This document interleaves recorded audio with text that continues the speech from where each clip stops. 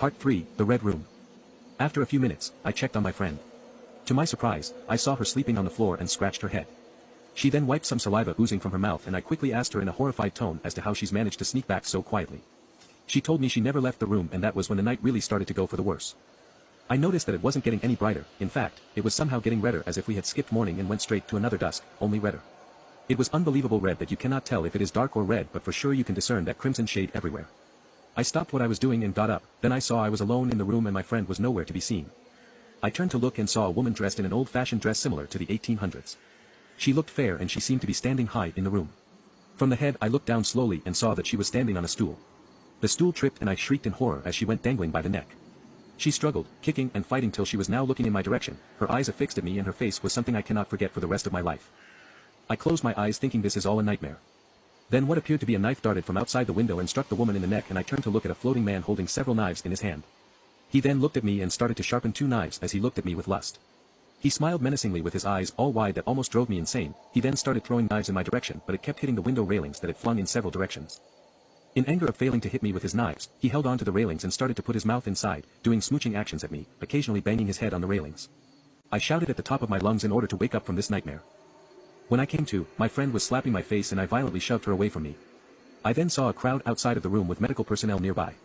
I noticed I had been sweating profusely and realized I was back in the real world. I was taken to the hospital and treated for shock and severe trauma.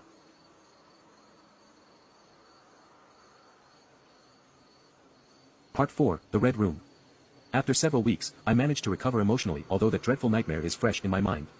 One afternoon, as I was sitting by the main lobby of the hospital that has a large window with a view of the outside, a woman who is probably in her 50s started talking to me.